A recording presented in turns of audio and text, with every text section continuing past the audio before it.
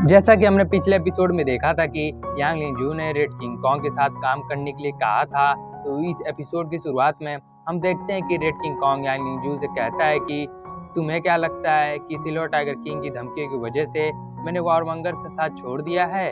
जिस पर यांग लिंजू कहती है कि नहीं, ऐसा नहीं है, पर आज तुम्हें तुम्हारे हकीकत के बारे में पता चला है। और क्या तुम अपने होम टाउन नहीं जाना चाहते हो, या फिर तुम हमेशा के लिए माउंटेन जी के छोटे से कोने में रहकर सड़ना चाहते हो।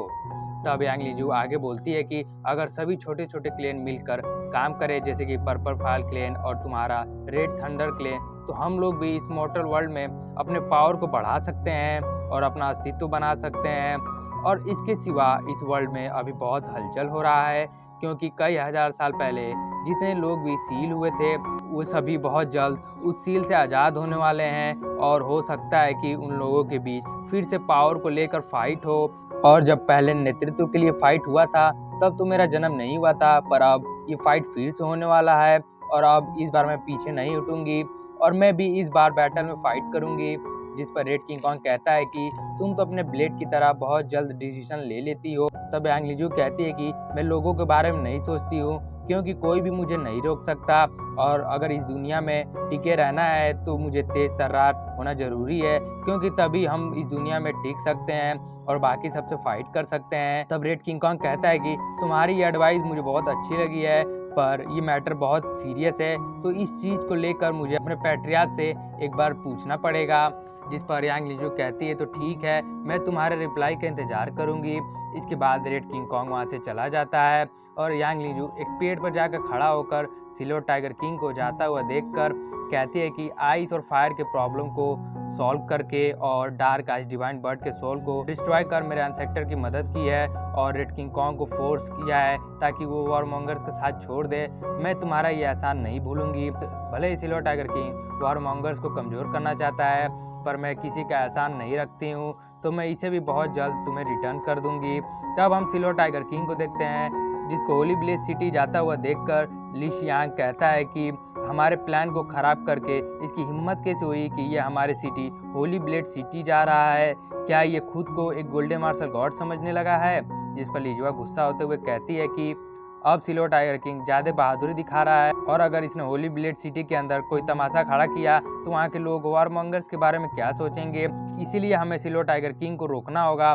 तब लिशान कहता है कि अगर मेरे डैड ने ह्यूमन मार्शल गॉड को मार दिया तो मैं भी सिल्वर टाइगर किंग को मारकर ह्यूमन की आखिरी उम्मीद को भी खत्म कर दूंगा।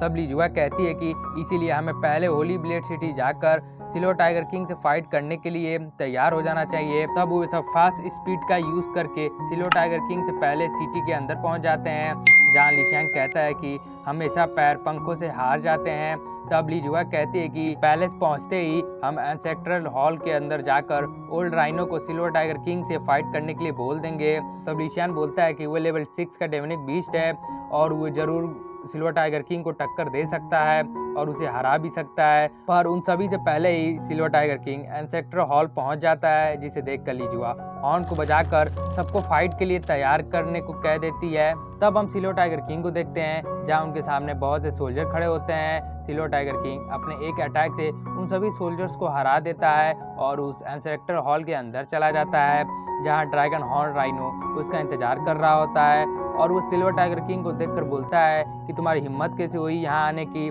जिस पर सिल्वर टाइगर किंग बोलता है कि मैं तुम्हें जानता हूँ, क्योंकि जब वॉरमॉन्गर्स की गोल्डन मार्शल गॉड से फाइट चल रही थी तब एक ड्रैगन हॉर्न राइनो ने आकर वॉरमॉन्गर्स को बचा लिया था, जो कि लेवल 6 का डेमोनिक बीस्ट था। पर मुझे बहुत आश्चर्य है कि 150 साल बाद भी तुम अभी तक जिंदा हो और अभी तक तुम मरे नहीं हो। पर इसके साथ ही मैं तुम्हारे इंटरनल इंजुरीज को भी देख सकता हूँ। जिस पर वो ओल्ड राइनो बहुत गुस्सा हो जाता है और सिल्वर टाइगर किंग पर अटैक कर देता है। तब सिल्वर टाइगर किंग भी अपने फिस्ट से उस पर अटैक कर देता है, जिसकी वजह से वो दोनों ही पीछे हो जाते हैं। जहाँ सिल्वर टाइगर किंग अपने मन में सोचने लगता है कि सच में इस ओल्ड राइनो की पावर गोल्डन मार्शल गॉड के बराबर है। पर सिल्वर टाइगर किंग फिर से अपने फिस्ट से उस राइनो पर अटैक कर देता है पर उसके बावजूद भी उस राइनो को कुछ नहीं होता है। तो सिल्वर टाइगर किंग सोचता है कि ऐसे तो मैं इसे फाइट नहीं कर सकता, मुझे कुछ और करना होगा। तब उस silver tiger king old rhino से कहता है कि तुम्हें देखकर मुझे एक चीज़ समझ में आ गया है कि हम अपने इंटरनल और एक्सटर्नल बॉडी को भी कल्टीवेट कर सकते हैं और वो सब इस काबिल है कि उन सब में पावर भी प्रोड्यूस कर सकें। और क्योंकि तुम्हें तुम्हारे पूरे बॉडी से पावर मिल रहा है तो मैं भी ऐसा कर सकता हूँ। और सिल्वर टाइगर किंग के ये कहते ही हम देखते हैं कि सिल्वर टाइगर किंग की स्ट्रेंथ बहुत ज़्यादा ही बढ़ जाती है, जिसे देखकर वो ओल्ड राइनो बोलता है कि तुम्हें जिंदा नहीं छोड़ा जा सकता क्योंकि तुम अभी से बहुत पावरफुल हो और भविष्य में तुम हम सब के लिए एक बहुत बड़ा खतरा बन सकते हो, इसीलिए मैं तुम्हें आज यहाँ से जिंदा नहीं जाने दूंगा। ये कहते ही वो राइनो सिल्वर टाइगर किंग पर अपने पावर से अटैक कर देता है, पर सिल्वर टाइगर किंग उसके अटैक को अपने फिस्ट से डिस्ट्रॉय कर देता है और फिर सिल्वर टाइगर किंग उस राइनो पर अटैक कर उसे पीछे कर देता है। और इसी के साथ हमारा एपिसोड यहीं पर समाप्त हो जाता है। दोस्तों, अगर आपको वीडियो अच्छी लगे तो प्लीज़ वीडियो को लाइक और चैनल को सब्सक्राइब कर दीजिएगा। तब तक के लिए मिलते हैं नेक्स्ट एपिसोड में, तब तक के लिए सायोनारा।